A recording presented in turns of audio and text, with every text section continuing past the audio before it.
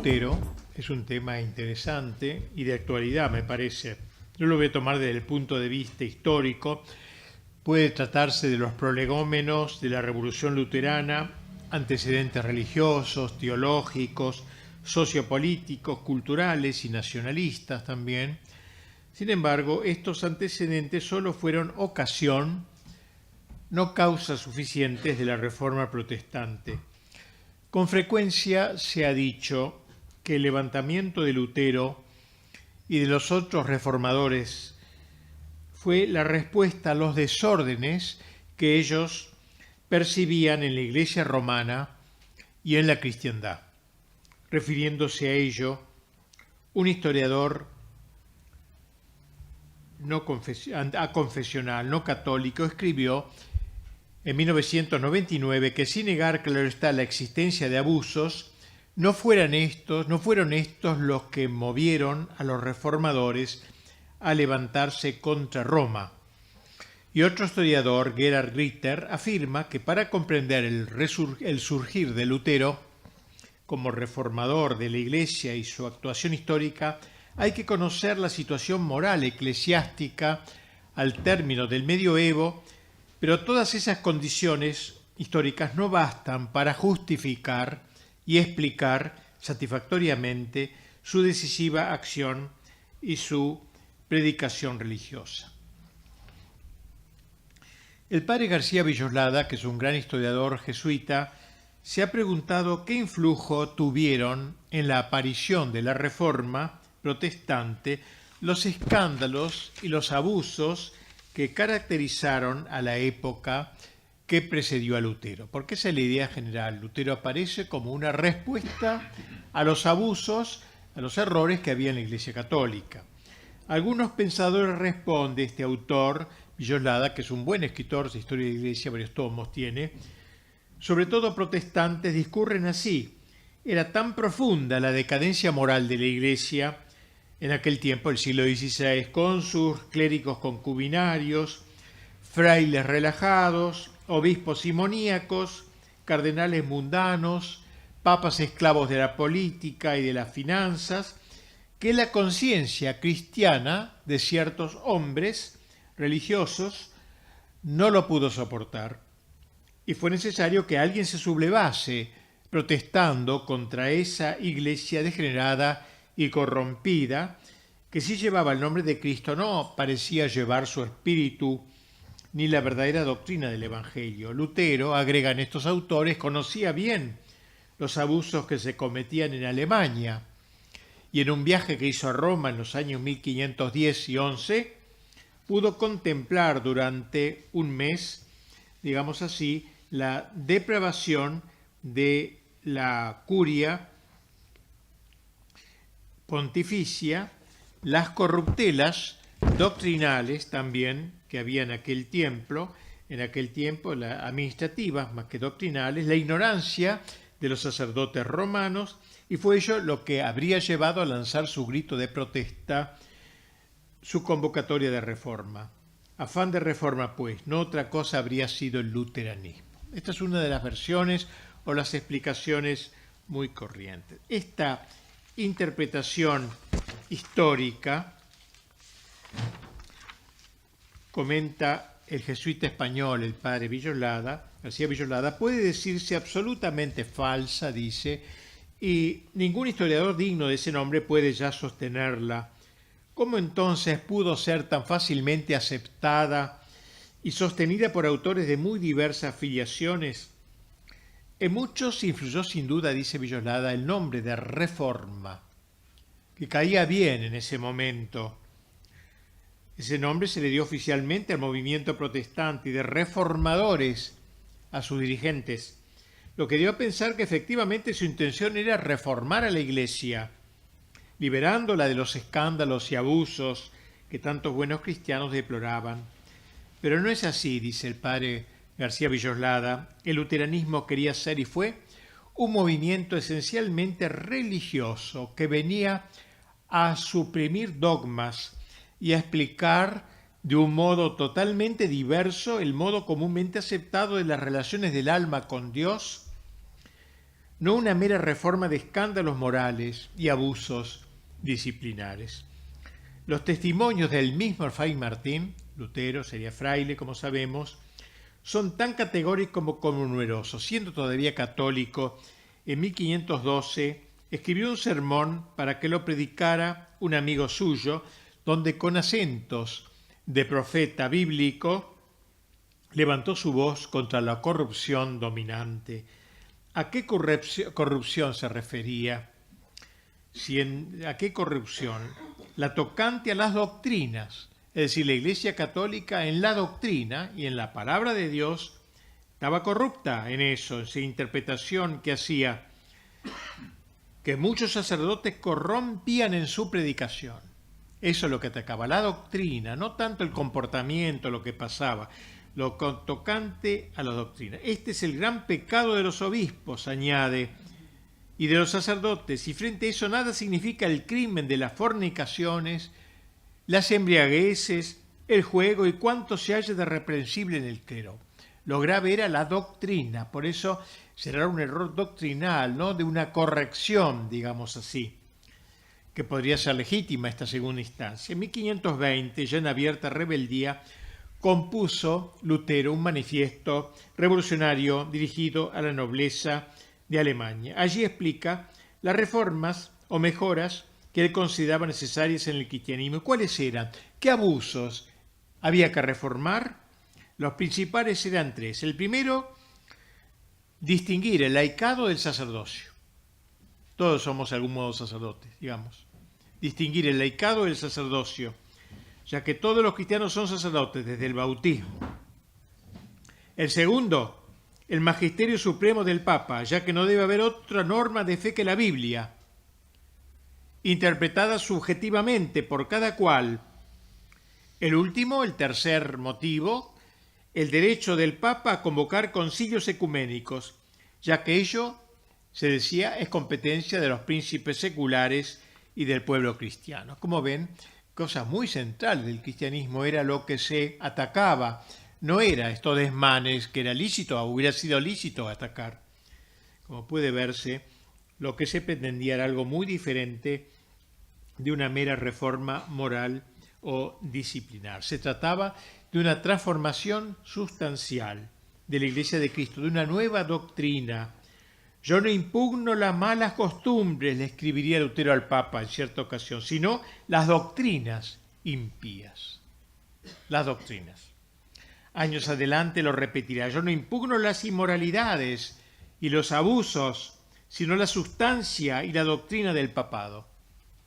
Y también, no soy como Erasmo y otros anteriores a mí que criticaron en el papado solamente las costumbres. Yo, en cambio, nunca dejé de atacar las dos columnas del papado, los votos monásticos, ya que hubiera religiosos con voto monástico, y el sacrificio de la misa, que él iba a negar.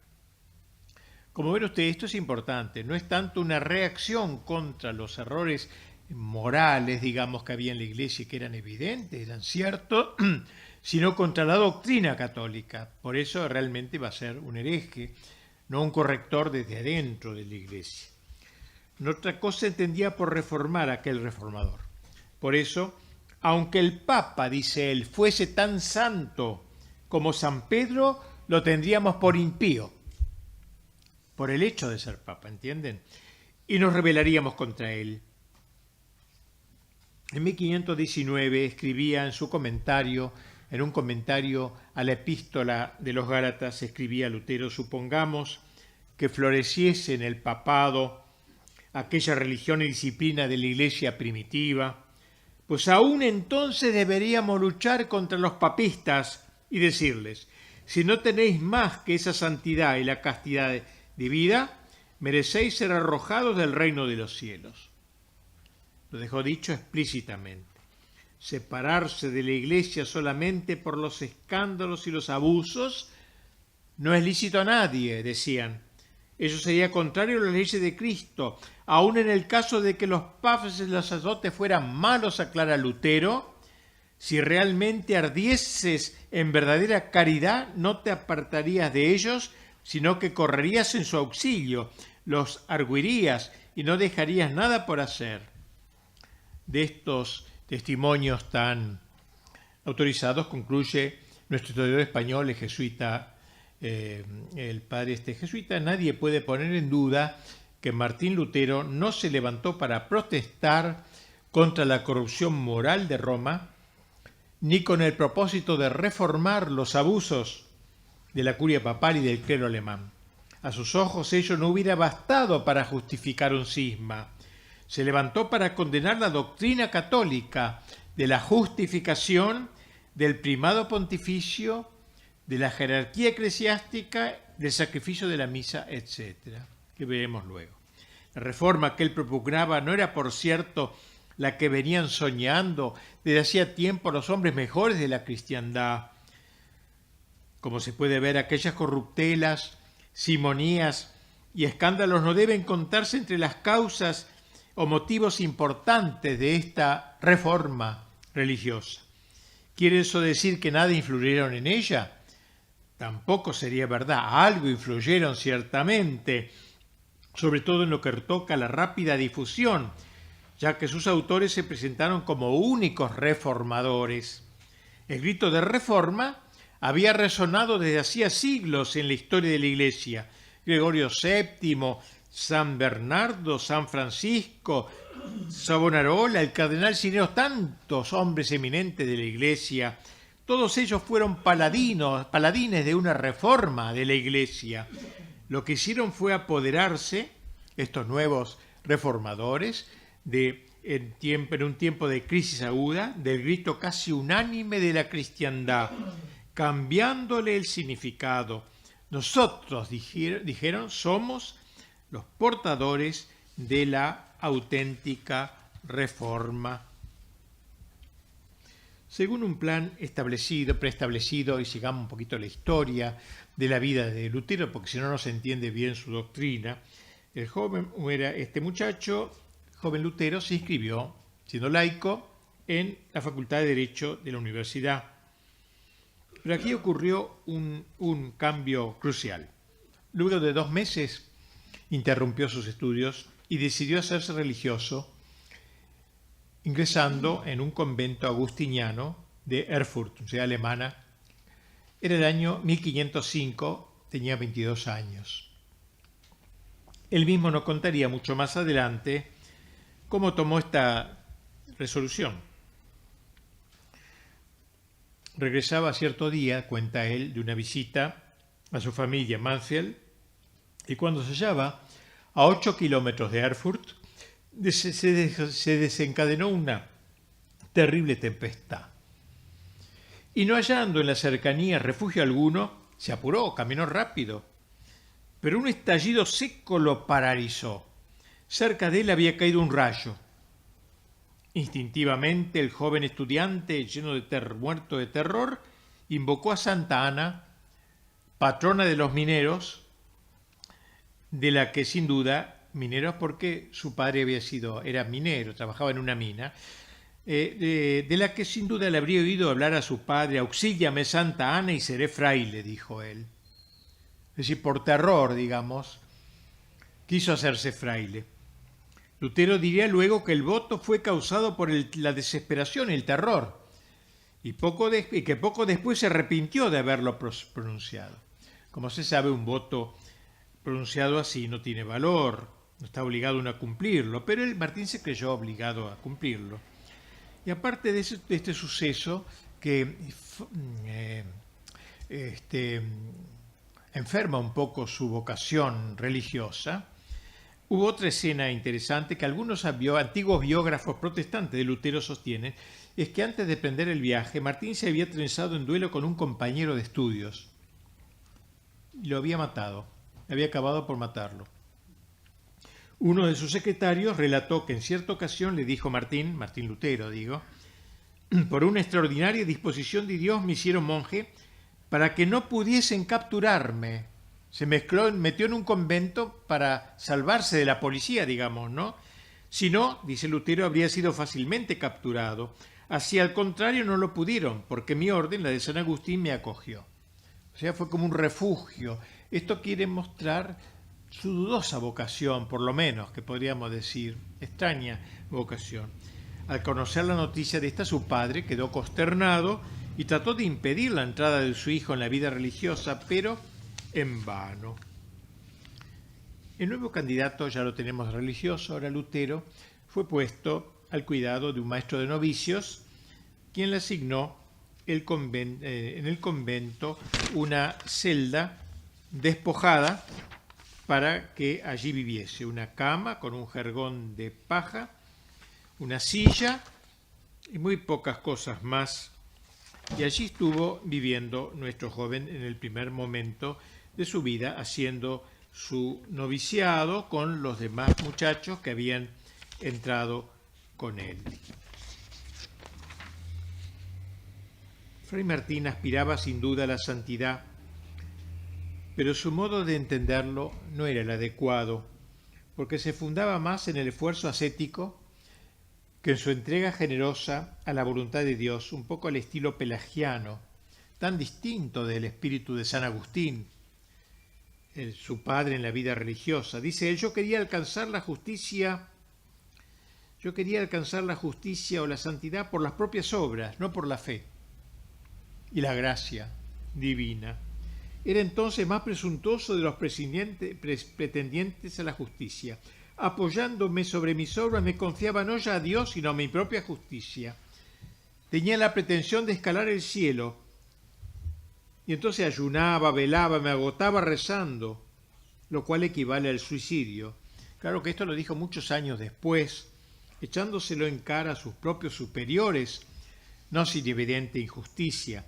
Sé lo que fuera, un día le comunicaron, misteriosamente, porque era poco serio, se ve la formación, que debía prepararse para recibir muy pronto las órdenes y el sacerdocio, estando en una situación tan rara.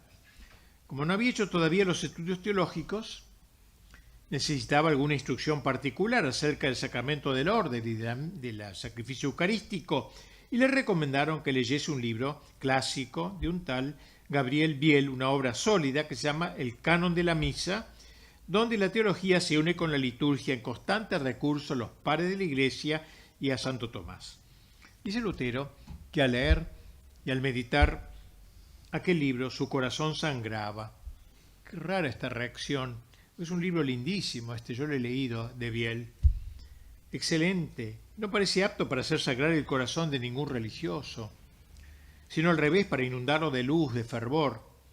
Quizás el pensamiento de que muy pronto subiría al altar de Dios para ofrecer a Dios el sacrificio del Calvario despertaba en su alma la conciencia de su indignidad, angustia, un temor desmedido quizás.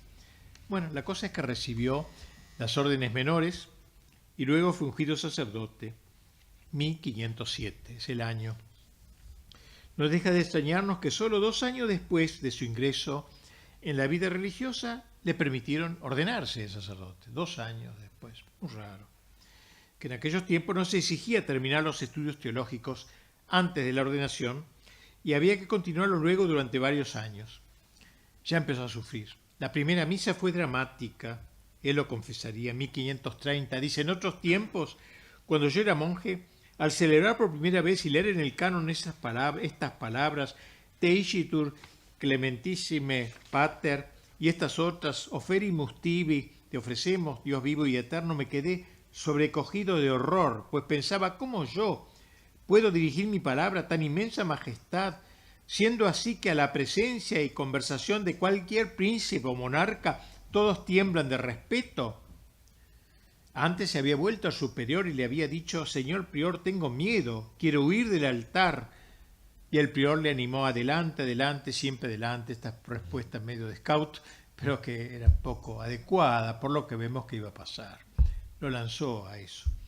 A pesar de todos estos temores colaterales, por aquel tiempo todavía reconocía cierta grandeza, digamos así, reconocía cierta grandeza reconocía la grandeza del sacerdocio, de la misa, todavía no tenía dudas de esto. Años después todo cambiaría. Con lenguaje típicamente luterano diría que el sacerdote que dice misa no es sacerdote de Dios sino de Satanás. Eso, años después.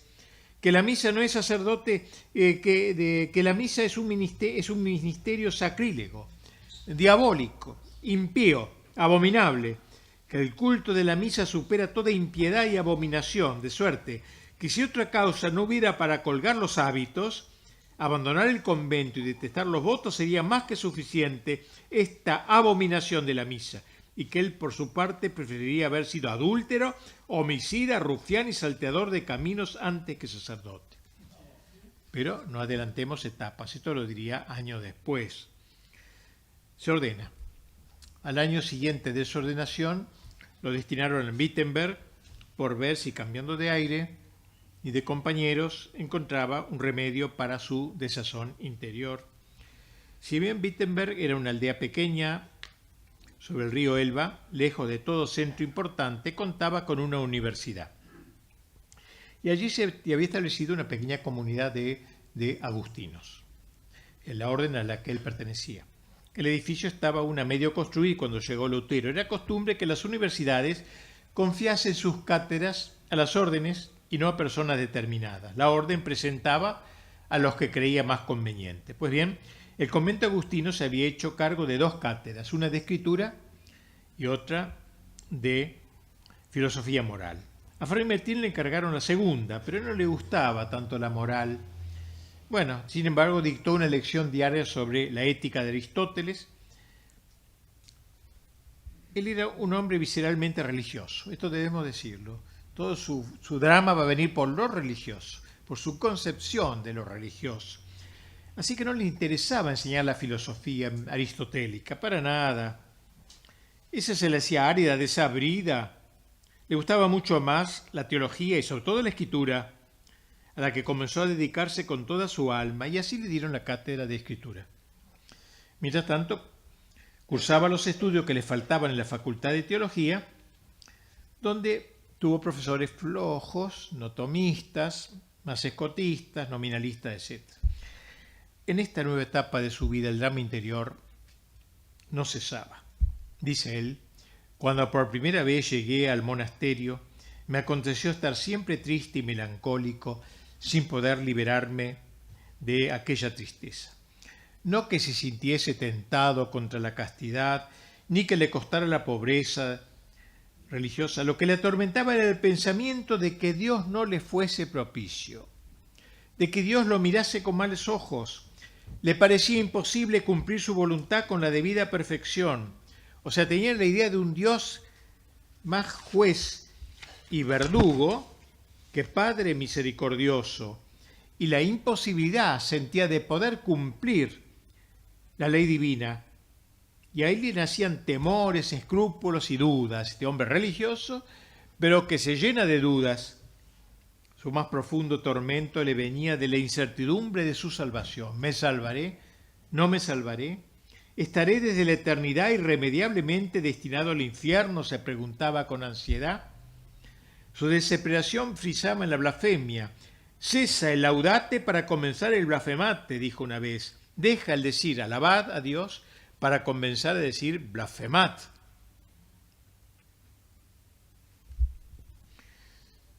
Atinadamente señala García Villolada que todo cuanto sabemos de la crisis religiosa de Lutero en su juventud lo conocemos solo por testimonios de él mismo.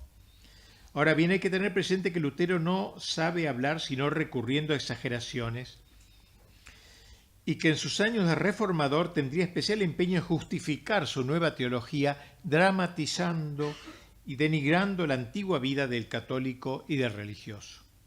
Sea lo que fuere, lo cierto es que la ley de Dios se le había vuelto un yugo insoportable, y a su autor lo consideraba como un déspota. Las angustias de conciencia se le hacían cada vez más agudas, penetrantes. Sentía en su corazón el acicate de las malas inclinaciones que todos experimentamos. Por ejemplo, movimientos de ira, de odio, de impureza. Entonces pensaba, has cometido tal y tal pecado. Dios odia al pecador. Todas las obras buenas y ejercicios ascéticos que has hecho no sirven para nada.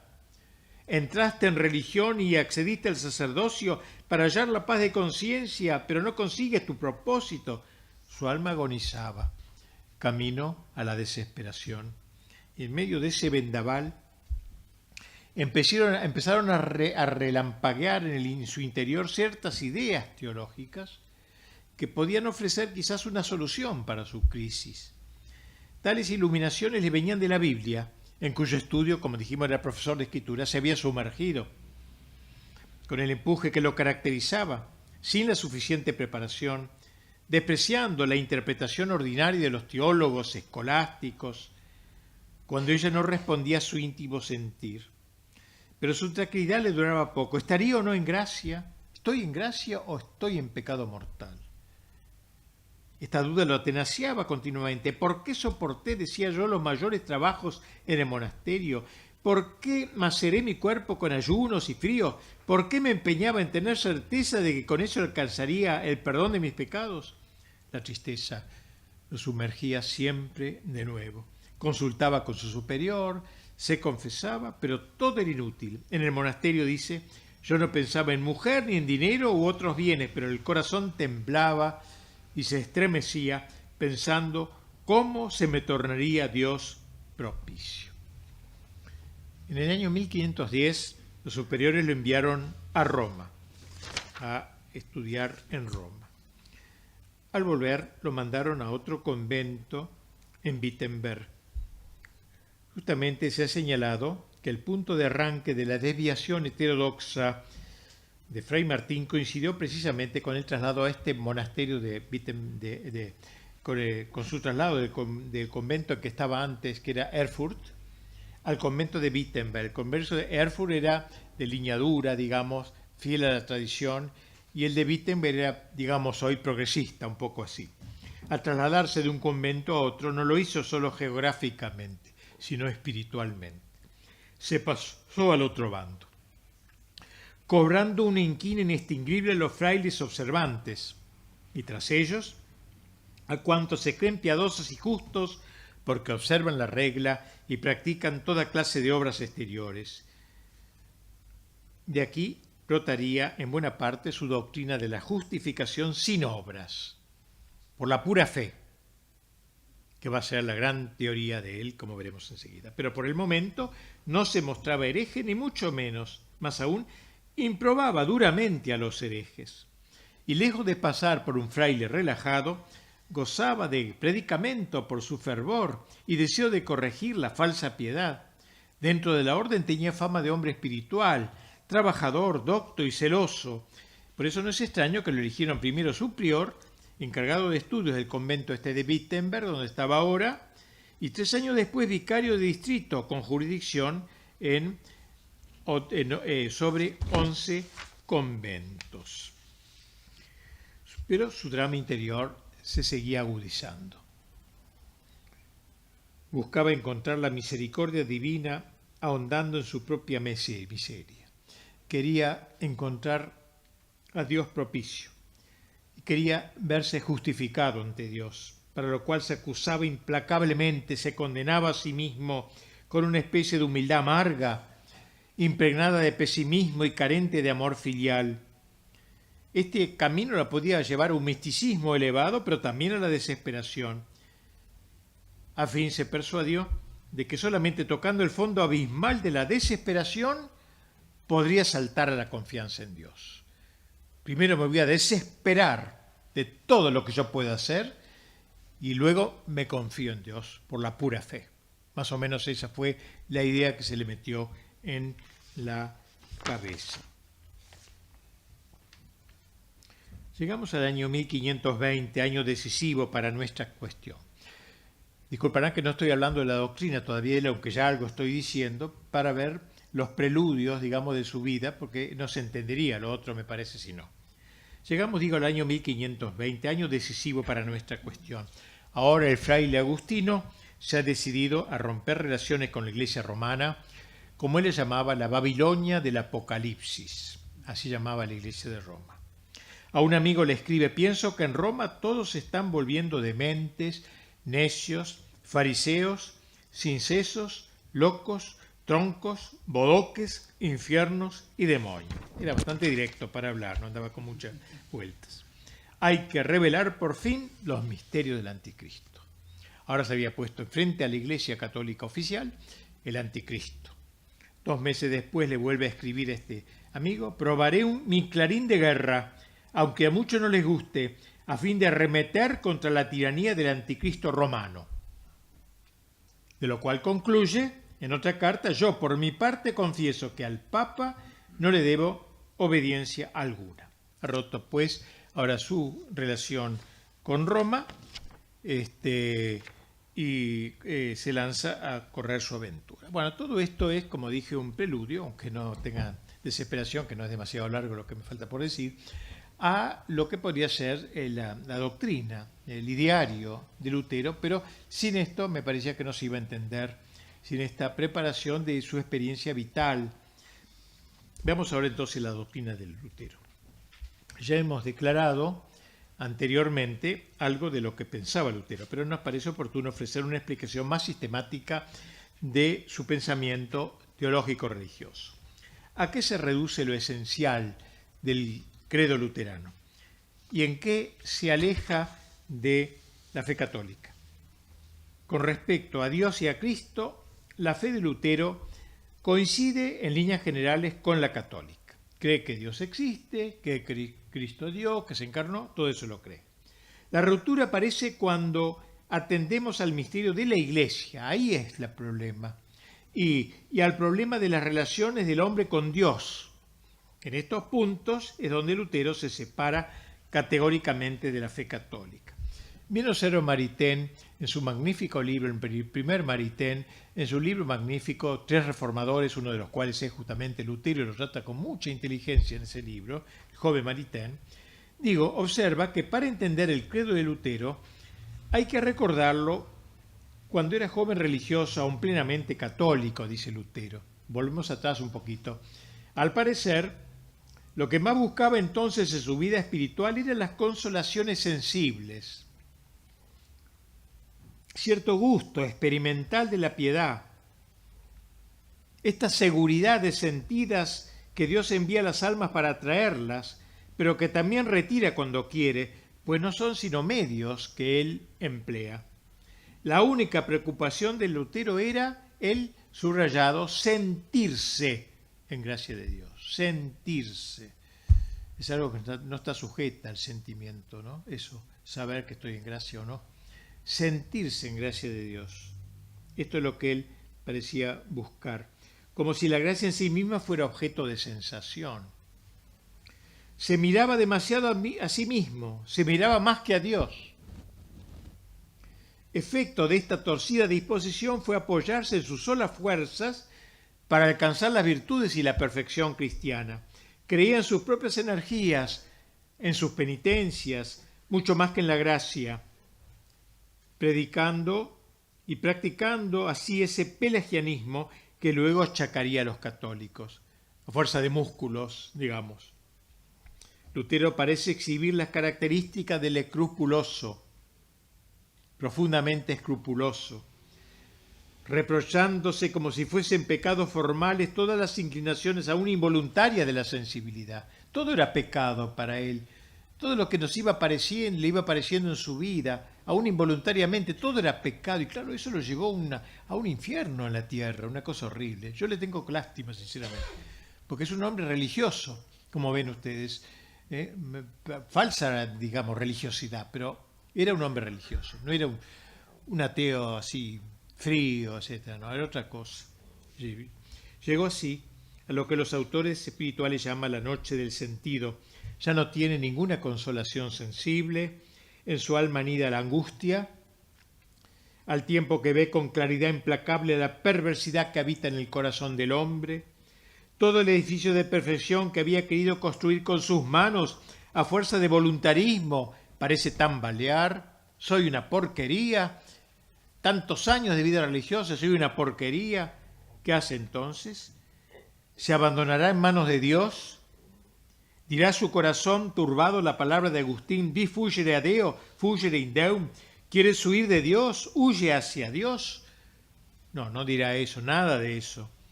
Deja la oración y se arroja de lleno a la acción. Pero no solo se trató de activismo. En su interior, Lutero llegó a desesperar de la gracia cumpliendo un acto de perversa resignación. Se resignó a ser un maldito en la tierra. Dicha decisión parece totalmente inconcebible en un religioso de la orden de San Agustín, el doctor de la gracia, justamente San Agustín.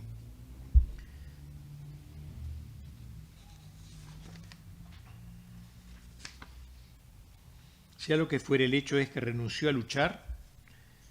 Al fin y al cabo la lucha era imposible.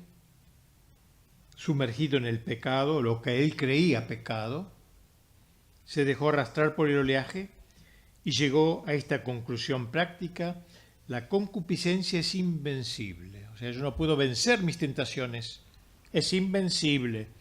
Identificando la concupiscencia con el pecado original. O sea, yo creo que él sostiene que nunca se pierde el pecado original, ni con el bautismo. No lo he leído en él, pero me parece. El pecado original lo tenemos adentro, es imborrable. Nos ha vuelto naturalmente malos, corrompidos en la esencia misma de nuestra naturaleza. Al darnos su ley, Dios nos ha mandado lo imposible. ¿Qué nos queda? Solo la desesperación. De golpe aparece aquí la figura de Cristo. Es Él, dirá Lutero, quien ha pagado por nosotros. Su justicia nos recubre. Cristo me va a cubrir, va a asumir toda mi vida de pecado y yo me tengo que fijar en eso y nada más, y seguir pecando. Él me recubre. Cristo es justo en lugar nuestro, dice él. Su justicia es mi virtud. Yo soy una porquería total, pero Cristo me recubre. La justificación nos es ajena y seguimos siendo pecadores hasta la médula. El Señor no infunde en nosotros nueva vida, solo nos cubre con su manto. Nada tenemos que hacer para salvarnos, nada. Pretender cooperar en la acción divina es no tener fe. Hay que tener fe, Él me cubre, punto. Renegar de la sangre de Cristo y condenarse es eso. Y cuando llega a esta convicción, dice él, el cielo se le abrió a Lutero. Adiós tormentos, adiós escrúpulos, adiós remordimientos, listo, estoy salvado. Cristo me recubre con sus méritos, con su gracia. Tal fue, muy brevemente dicho, es claro, el proceso personal del reformador. El salvavidas al que se agarró fue San Pablo. Pobre San Pablo, no tiene culpa de esto, pero él va a ser el gran lector de San Pablo, de las epístolas. Yo, dice, que había perdido a Cristo en la teología escolástica, lo encontré en Pablo. O sea, la teología escolástica, la tradicional, la que enseñaba todo eso, que sabemos que él niega ahora,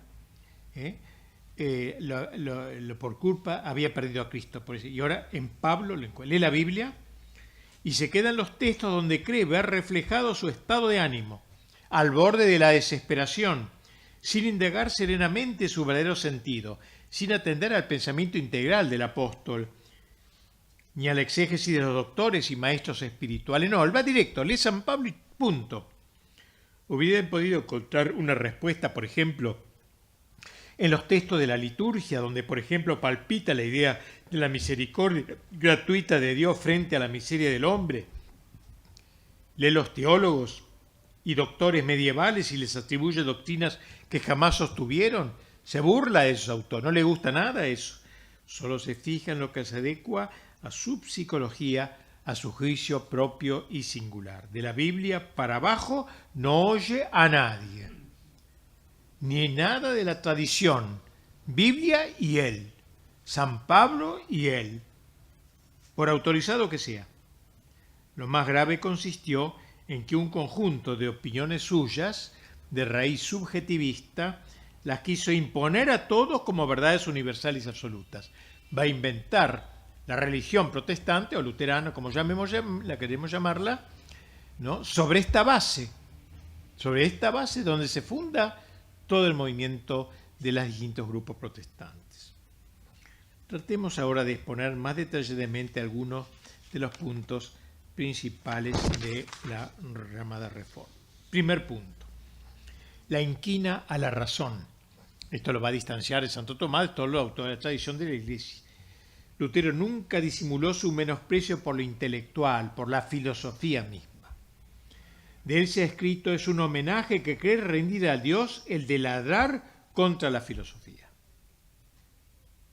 No debe aprenderse la filosofía sino como se aprende las malas artes, dice, es decir, para destruirlas, como uno se informa sobre los errores para refutarlos. Miren lo que él mismo dice de Aristóteles y de Santo Tomás. Aristóteles es el baluarte impío de los papistas. Es a la teología lo que las tinieblas son a la luz. Su ética es el peor enemigo de la gracia. Es un filósofo rancio, un bribón que deberían meter en el chiquero o en la cuadra de los asnos. Él era un lenguaje muy abierto, algunas palabras, no sé, ¿me animo a leerlas? No sé, son horribles, pero estamos a punto de llegar a la nata y ya oímos estas palabras. Un calumniador sin vergüenza, sigue diciendo de Aristóteles, un comediante, el más artero y astuto corruptor de los espíritus. Si no hubiera realmente existido en carne y hueso, dice Lutero, Aristóteles, pudiera tenérsele sin ningún escrúpulo por el diablo en persona. Y en cuanto a Santo Tomás, nunca ha comprendido nada del Evangelio, ni siquiera de Aristóteles, o sea, ni siquiera tiene la base de Aristóteles, nada. Su saña no va contra un sistema determinado, sino contra la razón, el uso de la razón para la fe, para las cosas espirituales, religiosas. Eso es lo que ataca. A su juicio, la razón solo vale en un orden exclusivamente pragmático para la vida terrenal, no para explicar nuestra verdad de la fe, no. La vida terrenal, Dios nos la ha dado, dice, solo para que gobierne acá abajo, es decir, que tiene el poder de legislar y mandar sobre lo que concierne esta vida, como el comer, el beber, los vestidos. Pero, dice, cuando la razón quiere inmiscuirse en las cosas espirituales, no es sino ceguera y tinieblas. Solo puede blasfemar y deshonrar todo lo que Dios ha dicho y hecho. En un sermón, mira, acuérdense que era religioso, sacerdote, pronunciado hacia el final de su vida, repetirá: la razón es la grandísima puta del diablo. Por su esencia y manera de ser, es una puta dañina, es una prostituta, la puta patentada del diablo, una puta comida por la sarna y la lepra, que debía ser pisoteada y destruida, ella y su sabiduría. Echarle basura a la cara para afearla debería ser ahogada en el bautismo. La abominable merecería que la relegaran al más sucio lugar de la casa, a las letrinas. Tal es el delicado mensaje, el saludo a la razón. ¿Qué dirán lo de la Revolución Francesa? La diosa razón. Bien, pero esto habla a favor de Lutero, no de la Revolución Francesa. Bien, dicho desprecio a la razón es conforme a su doctrina general sobre el pecado, viciando la esencia misma de nuestra condición, nuestra inteligencia y nuestra voluntad. La pretensión de constituir, gracias al razonamiento, como lo hizo Santo Tomás y los grandes doctores y padres de la Iglesia, y al auxilio de la filosofía, una ciencia que ayuda a entender el dogma y la revelación, o sea, la teología, tal como la entendían los escolásticos, es para él un escándalo abominable. O sea, Santo Tomás es un escándalo vivo, constante, página tras página. Dice él, la razón se opone directamente a la fe. Razonar es quitar la fe. La fe hay que creer sin ninguna razón, sin razonar. La razón se opone directamente a la fe y deberían dejarla que se vaya. La fe, ¿no? En los creyentes hay que matarla y enterrarla. A la razón, perdón, hay que hacer eso. Y dejar la fe pura. La fe pura.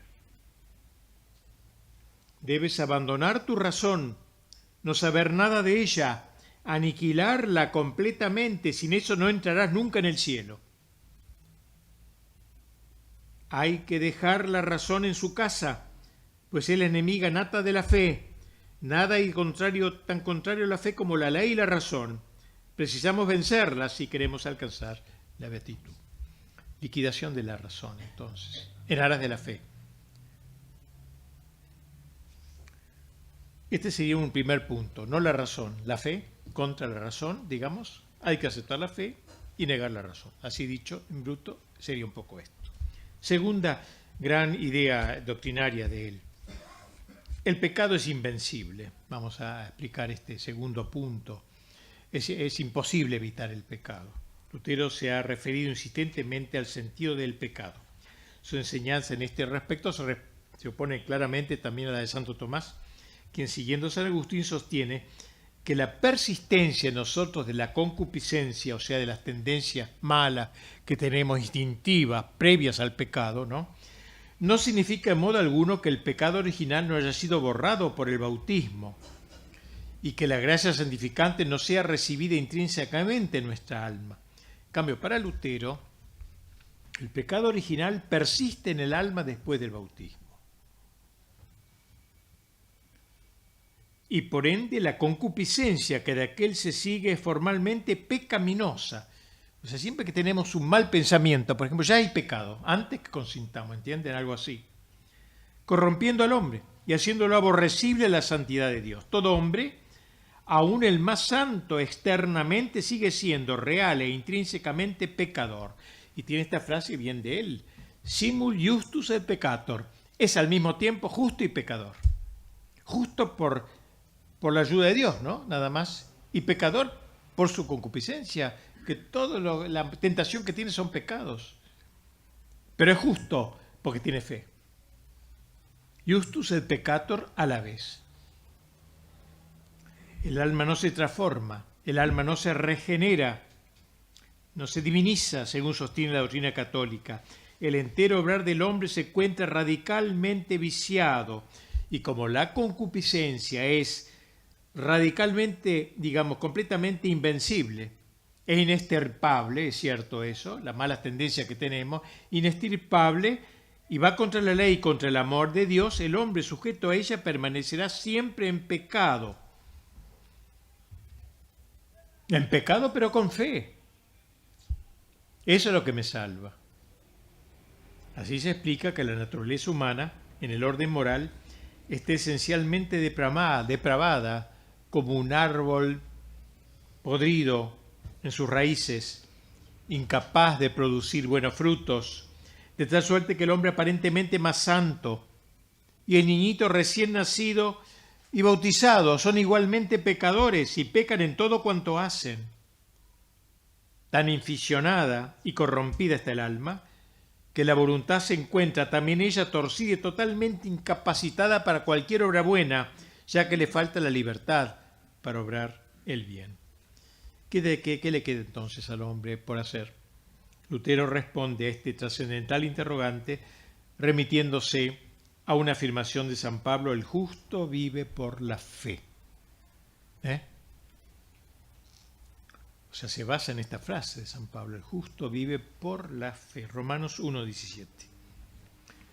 Hay cierta lógica en su pensamiento. El hombre es pecador, incapaz de justificarse, condenado como está a la más total impotencia por el enemigo que lleva en sí mismo. Aun cuando exteriormente se conforme con la ley, sigue siendo pecador. Aun cuando después de intentar una buena conducta espera adquirir méritos, no lo consigue, pues en la raíz de todo su ser hay un germen mortal. ¿Qué podemos entonces hacer si todas nuestras obras son pecado? Arrojarnos en los brazos de Cristo, dejar que Cristo cargue con nuestros pecados. Él es el buen pastor que carga a sus ovejas juntamente con sus pecados. Él es el chivo emisario que asume los pecados de su pueblo y los lleva al desierto donde aquellos desaparecen.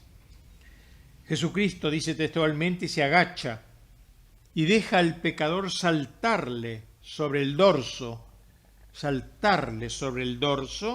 y lo salva así de la muerte y del carcelero.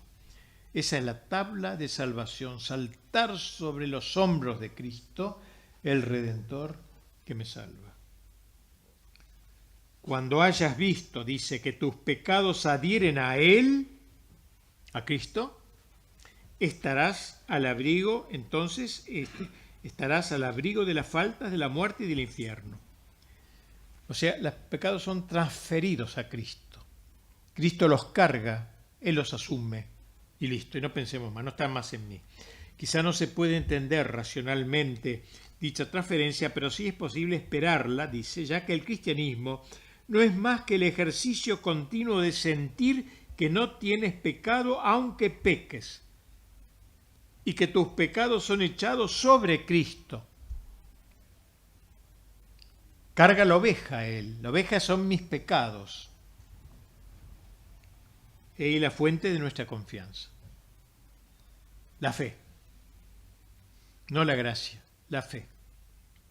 Basta, dice, con recibir el Cordero que lleva los pecados del mundo, agnus Dei qui tollit, el Cordero de Dios que quita o que lleva los pecados del mundo, basta con recibir al Cordero y el pecado no podrá separarnos de Él, aunque hiciéramos 1000 fornicaciones y cometiéramos otros tantos homicidios en un día. Aunque fuéramos argentinos, todos podríamos.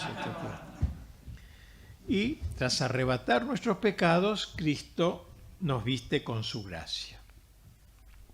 Dice Lutero, qué consuelo para las almas piadosas el de revestirlo así y envolverlo con mis pecados, los tuyos, los de todo el universo, e imaginarlo así llevando todos nuestros pecados. Tiene una emoción, digamos, espiritual, Lutero, al verlo al Cordero cargado con todos los pecados y estamos libres. Basta la fe. Quien cree dice que Cristo es el manto que cubre todas nuestras vergüenzas. Este es como Cristo sin pecado. Que descanse, pues, con toda seguridad. Tal es la buena nueva. Dice, si alguien está lleno de pecados, viene el Evangelio y le dice, ten confianza y cree, y desde entonces todos los pecados le son perdonados. Durante años, Lutero se dedicó a exponer este hallazgo, a escrutarlo, a explicarlo, a desarrollarlo, a exaltarlo, a cantarlo. ¿Acaso no dijo San Pablo, refiriéndose a Cristo, que Dios lo hizo pecado? Es una frase atrevida de San Pablo, ¿no? Pero quiere decir que Cristo cargó con los pecados del otro tema ese, ¿no? Que los quitó a uno, ¿no? Bueno, Dios lo hizo pecado. En relación con ello, Lutero acuñó la expresión teología de la cruz, entendiendo por ella la teología del hombre que desespera de sus fuerzas, de sus cualidades y de sus presuntas virtudes naturales y fonda toda su esperanza en la cruz de Cristo. No me fundo en mí, me fundo en la cruz de Cristo, me fundo en Cristo. Él ha cargado todo mi vida y punto, ya no pienso más en eso. Allí está ese pro me, por mí, no solo en el sentido del que está allí en favor mío, sino también en lugar de mí. Carga en lugar mío todo. Pro me, pro en latín significa esas dos cosas, en lugar de y en favor de. Se ha dicho entonces que esto resume la concepción luterana de la fe y la gracia. Bastará con revestir a Cristo con nuestros pecados para volvernos justos.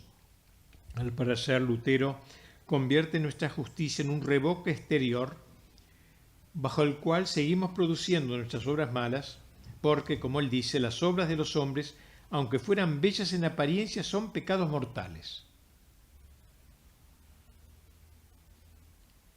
Como si solo lo de Dios fuese bueno y lo nuestro o nuestras buenas obras, aunque aparentemente tales, fueran incurablemente malas, sin considerar, comenta Bossuet, que las buenas obras de los hombres son al mismo tiempo obras de Dios, puesto que Él las produce en nosotros con su gracia, dice como buen tino el gran Bossuet.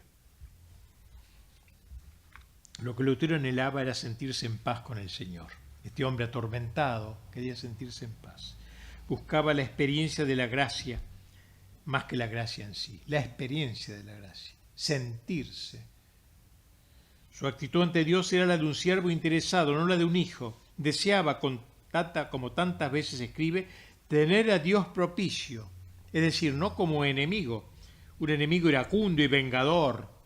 Quería saberse seguro de su propia salvación, escrupuloso, anhelo nada condenable de por sí, con tal de que vaya unido con el propósito de glorificar a Dios, cumpliendo su voluntad. De lo contrario, se vuelve fácilmente egoísmo, tortuoso y pecaminoso. Ahora lo entendía todo. Ahora descubría que la justicia de Dios no era la justicia por la que Dios castiga a los pecadores, sino la justicia que salva. La que, teniendo en cuenta los méritos de Cristo, no imputa ya su pecado al culpable. Así el hombre es justificado gratuitamente por el Dios justo por pura misericordia, y ellos sin ningún mérito propio, non per domesticans per extraña justicia, no por una justicia propia, doméstica de uno, sino por una extraña justicia, no por una justicia personal, sino ajena, la justicia de Cristo. Tal justificación es llamada por Lutero imputativa. Dios nos considera justos. No es que seamos justos, nos considera justos, aunque sigamos siendo pecadores. ¿Cómo conseguirá el hombre la justificación y la consiguiente salvación? No por las propias obras, ni intentando cumplir los mandamientos, lo que es imposible, sino reconociéndose en todo pecador y confiándose perdidamente en los brazos del Dios misericordioso, que dejará de imputarle los pecados y los reputará cual si fuera justo. Como si fuera, no es que uno se hace justo, como si uno fuera justo. Aunque nuestras obras sean y sigan siendo malas, Dios ya no las considera malas, porque sobre la fealdad de nuestros pecados se extenderá el velo de la justicia de Cristo. Volvemos a decir lo que decíamos antes: nuestra justicia no es nuestra, es foránea, venida de fuera, no nos penetra. Así se explica que a juicio de Lutero el hombre sea, como él dice, simultáneamente justo y pecador, pecador en realidad y justo en la reputación de Dios. Dios me considera justo, aunque en realidad soy pecador, injusto. Justo porque tiene fe en Cristo, dice, pecador porque no cumple la ley ni está sin concupiscencia. Es lo que Lutero llama la fides fiducialis, la fe impregnada de confianza, que no es propiamente una obra, lo cual por ser tal sería mala, sino una actitud personal y pasiva. Confiar en la misericordia de Dios sin dar pábulo a ninguna vacilación, desesperando totalmente de sí mismo, poner toda nuestra confianza en Cristo, que nos ha redimido haciéndose pecado por nosotros. Parecen palabras llenas de piedad, que salen vivas y palpitantes de sus labios o de su pluma, pero cuando añade que solamente por esa confianza desesperada encontramos la salvación, pasivamente, sin ninguna colaboración nuestra, está desfigurando sustancialmente el concepto auténtico de la fe en el olvido de muchos pasajes evangélicos contrarios. La fe que salva sin las obras ya no es la fe teologal, sino un movimiento humano de ciega confianza. La fe que salva, así, solo le pide a la fe la confianza que le asegure cierto estado de euforia espiritual. No es que él rechace y desaconseje las buenas obras, que por otra parte admite que serán fruto de la justificación alcanzada, sino que les niega mérito y valor en orden a la vida eterna. Lo que nos salva es la fe, no las obras. Y hasta insinúa que es conveniente despreciar las obras a fin de mantenerse en humildad y conservar siempre la conciencia de que uno es pecador. No hay pues otra manera de salvarse que confiando en Cristo. ¿Qué importan al lado de esta realidad tan consoladora los miserables esfuerzos del hombre por hacer penitencia, enmendarse, elevarse? Todo eso es irrisorio. El justo vive por la fe, dice San Pablo, y él lo cita. Esta fue la afirmación que más impactó a Lutero: el justo vive por la fe. Enseguida dice: me sentí renacer y me parecía entrar por las puertas abiertas de par en par en el mismo paraíso. Sabía que seguía siendo pecador, pero ello no le tiraba para abajo como antes, persuadido como estaba de que Cristo había tomado sobre ti todos los pecados del mundo. Cuando tradujo aquel texto de la Epístola a los Romanos, le añadió: el justo vive por la fe, le añadió, canallescamente, digamos, el adjetivo solo. El hombre es justificado por la sola fe. Eso no dice San Pablo, él le agregó el solo. Y le reprocharon esto: usted está tergiversando a San Pablo. ¿Qué importa?, dijo él. ¿Acaso no era él el reformador? ¿No tenía derecho a interpretar la Escritura como Dios le inspiraba? Yo no quiero por juez, dice, ni un asno papa, ni una mula. No quiero responder nada a tales asnos ni a sus berridos inútiles sobre la palabra sola. Ya basta, Lutero lo quiere, Lutero habla así, Lutero es un doctor por encima de todos los doctores de todo el papismo, así dijo él mismo. ¿Qué es la fe según Lutero en este punto? Su pensamiento se mantuvo entonces en un constante flujo y reflujo. Lutero consideraba este punto como el crucial de su doctrina, del que depende todo lo demás. Si el Papa admitiese este artículo de la justificación por la fe, la sola fe, llegó a afirmar, yo me postraría ante él, ante el Papa, y lo llevaría en triunfo sobre sus hombros. De lo contrario, se ensoberbecerá contra él y no cederá ante 1000 papas, ante todos los césares, ante todos los ángeles, dice. Yo tengo que ser humilde, pero ante el Papa santamente soberbio. Oh Papa, yo te besaré los pies y te reconoceré por sumo pontífice si adoras a mi Cristo y admites que por su muerte y resurrección alcanzamos la remisión de los pecados y la vida eterna, no por la observancia de tus leyes. Si cedes en esto, no te quitaré la corona y el poder, pero si no, gritaré sin cesar que tú eres el anticristo. No nos queda sino reconocernos pecadores y desesperar totalmente de nosotros. Solo así nos salvará la confianza en los méritos de Cristo. Si un pecado actual nos sirve de ocasión para reconocer nuestra corrupción esencial y ejercitar la fe, este pecado valdrá más para nosotros que todas las buenas obras y todos los esfuerzos de una vida virtuosa. Este fue el error mortal de Lutero, creer que la salvación la procura la sola fe y la procura por una imputación exterior y no por la caridad, que regenera y justifica interiormente al hombre, le hace realizar obras realmente buenas y exige que luche para adquirir, conservar y fortificar las virtudes. La fe entonces es para él lo único. Creo que de él la frase famosa, no sé, mi memoria es muy mala, pero creo que dice él, peca fuertemente, pero cree más fuertemente. Lo importante es la fe, no los pecados que uno cometa, que son inevitables.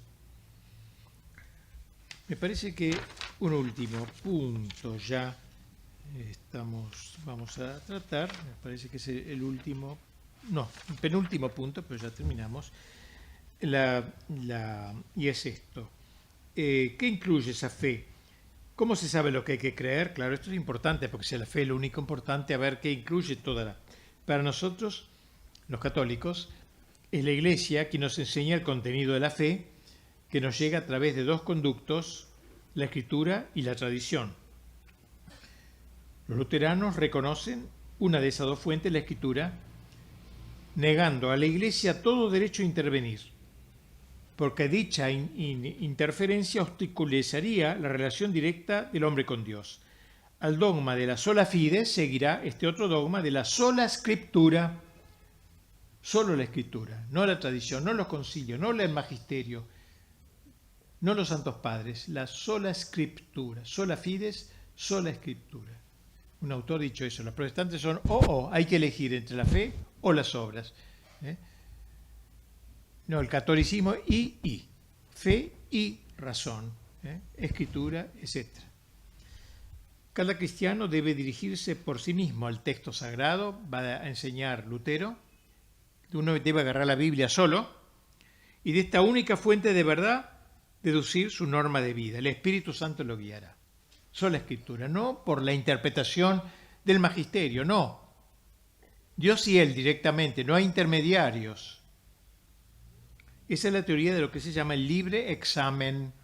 Yo puedo tomar un texto, lo puedo entender de una manera, de otra, el libre examen. Nada pues de principios exteriores, nada de dogmas. Basta de dogmas. Solo una experiencia interior de liberación espiritual. No hay más verdades dogmáticas que las que se incluyen de manera expresa en la Sagrada Escritura, interpretadas según el criterio de cada cual, sin atender para nada al magisterio eclesiástico y la tradición. Esta teoría se opone, como saben, frontalmente a la doctrina de la Iglesia de los tiempos primeros. Se aceptó que la Escritura era fuente de revelación divina, la fuente fundamental y principal, pero no la única, porque la Iglesia desde sus comienzos se consideró la depositaria de los misterios revelados por Cristo, y no todos esos misterios se excluyen en la palabra escrita. Antes de que ésta existiera, existió la palabra oral. O sea, todavía no habían escrito las escrituras, ya había una fe católica, digamos. Y no todos esos misterios se incluyen en la palabra escrita. Antes, en la palabra oral, la transmitida de persona a persona, y que ha llegado a nosotros por otra vía, la de la tradición. Otra vez, no hay ya y, sino o.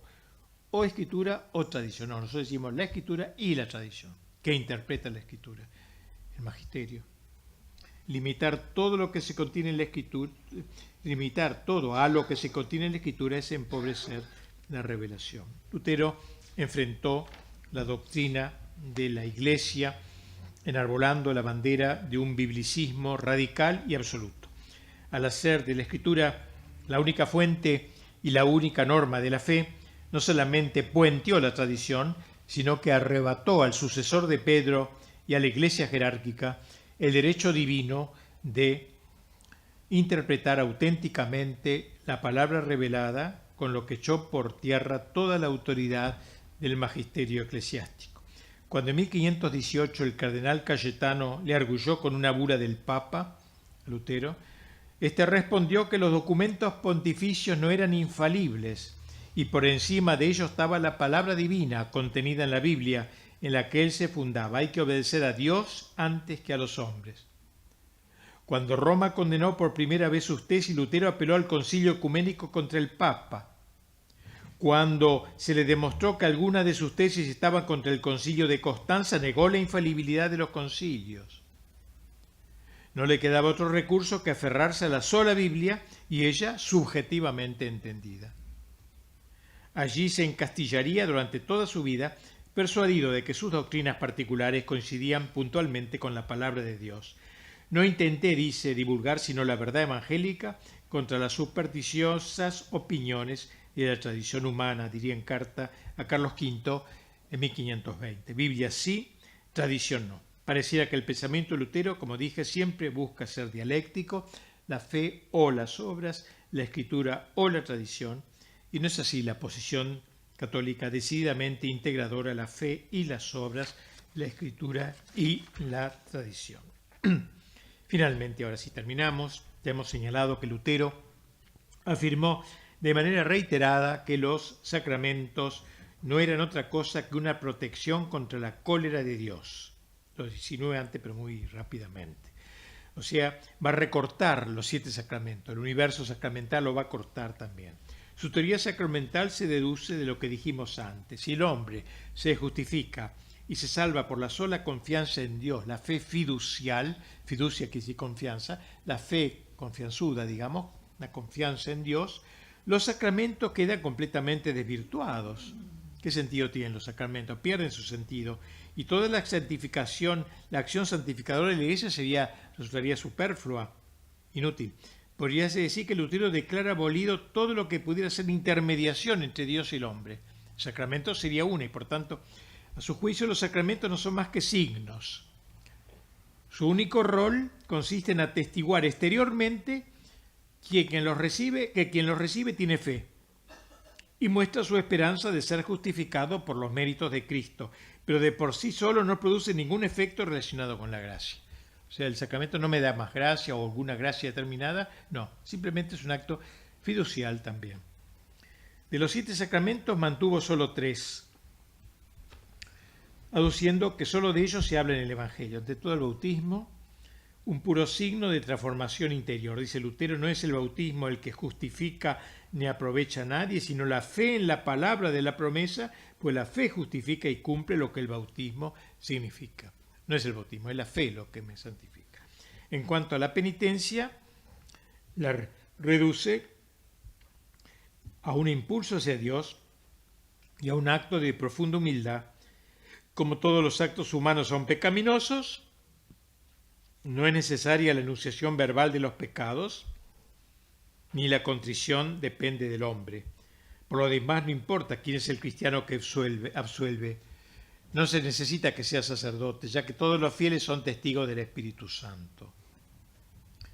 Cuando se refiere a la Eucaristía, afirma con claridad que no existe el sacrificio de la misa, sino que es una mera promesa del perdón de los pecados. Tampoco hay transustanciación, el pan se hace cuerpo y el vino sangre, ya que si bien Cristo está presente en la hostia, lo está juntamente con el pan y en el pan, sin que la sustancia del pan desaparezca en aras del cuerpo de Cristo, ni del vino para dejar lugar a la sangre. Esto lo llama él impanación, in pane, o consustanciación, con la sustancia del pan. Hay pan y Cristo, hay vino y Cristo. No es que el vino y el pan se convierten en Cristo. El matrimonio, el orden y la extremunción no son para él sacramentos. Bueno, y con esto hemos visto, un poquito largo, me van a disculpar, más o menos la teoría, el ideario doctrinario de San Lutero. Ahora que lo declare. Hay un padre jesuita que habla de que hay que declararlo santo, Lutero, después de todas estas cosas, ¿no? Bueno, muy bien, y muchas gracias entonces por la presentación.